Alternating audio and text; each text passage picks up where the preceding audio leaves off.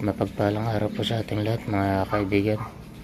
Ay ngayon ay mag-aaral ulit tayo ng markot. Yan. Ito lang pong kailangan natin. Yan, lupa na nilagay sa plastic. Yan.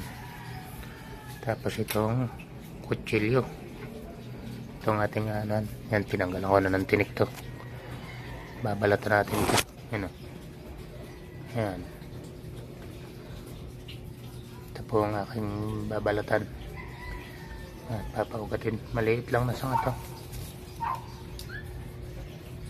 Yan po.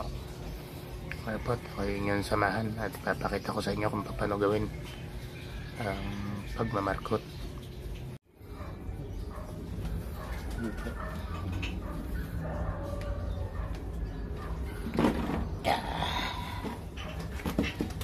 Po, kailangan lang natin dito, ito babalatan natin dito sa tapat na to. Tinik na ito.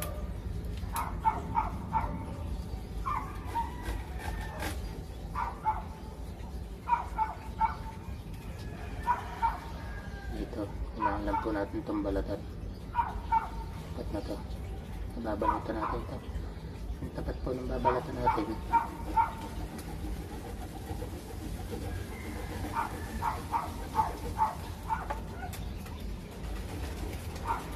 So, babalatan po natin tapat na to.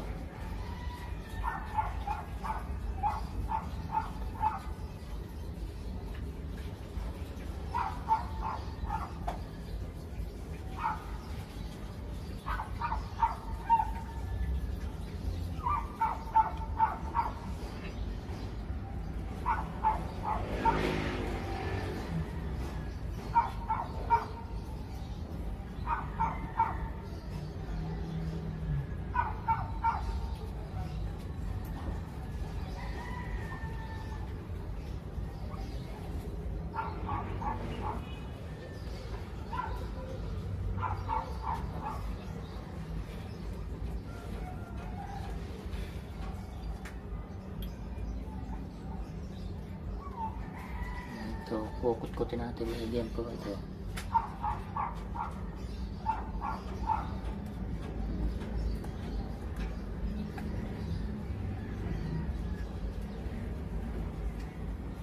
Balatan natin ito lahat.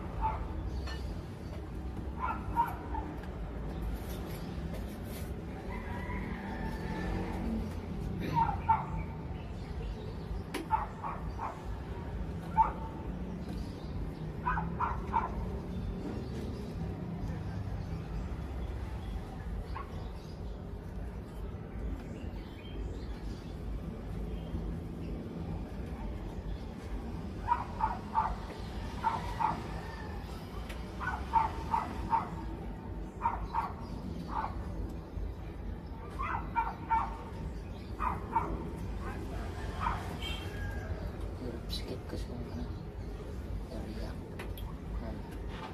Kailangan po natin dito masigurado matanggal lahat yung balat niya para hindi po siya magkakaroon ng problema. Kasi pag yan po yan, mababalik yung balat niya, hindi siya mag-successful. Kailangan para maging successful siya, matanggal lahat yung balat kahit kaunti, walang matitira. Malinis po yung niya. Kailangan talaga tanggal yung balat. Kukut-kutin talaga po natin yan ng gusto. Yan.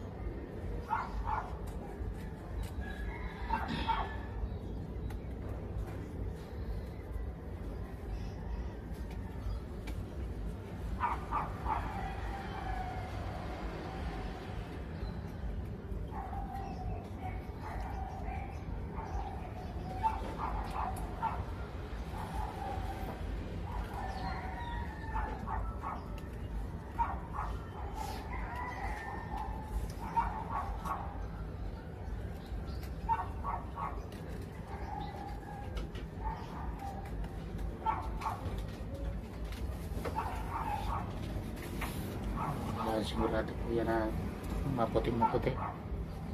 Kinagkot po yung ano. Ayan. Ayan po dapat siya maputi. Kaya natin itatali yung ano, lupa.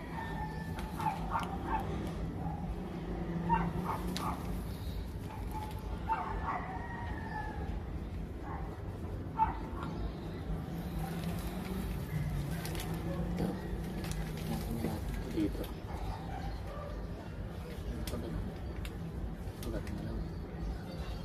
Ganun to, ibiyakin natin to dito yan. Yan po, kailangan yung yan, ganyan. Tapos yung iayabos mo dito, yun. Yan, ganyan lang po kasi ito yan. Ang sisigurado nyo ito talaga, hindi nalata niya, sigurado maganda po yung pagkakaano niya.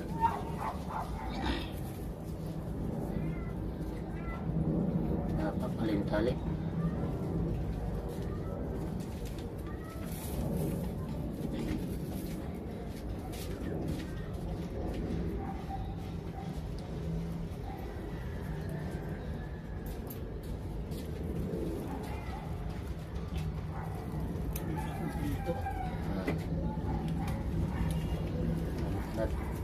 Nalimutan natin putulin yung tali, mahaba po pala. Ayan, tinik. Hindi po kasi pang pinukuhanan ko na ito.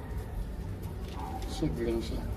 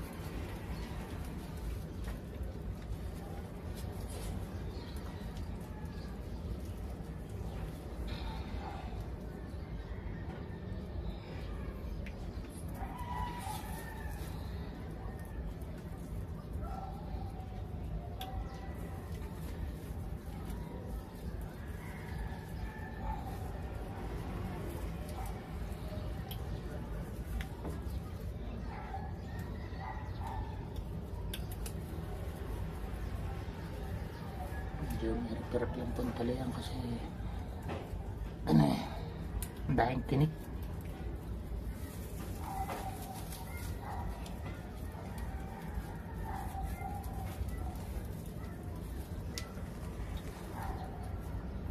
Ganyan lang naman po pag nailagay nyo na tapos talihan nyo lang na mahigpit, okay na po yan.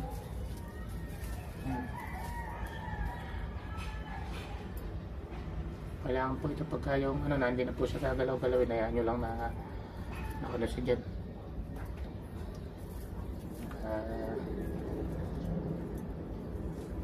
Kaya dyan, tapos huwag nyo na siya gagalawin.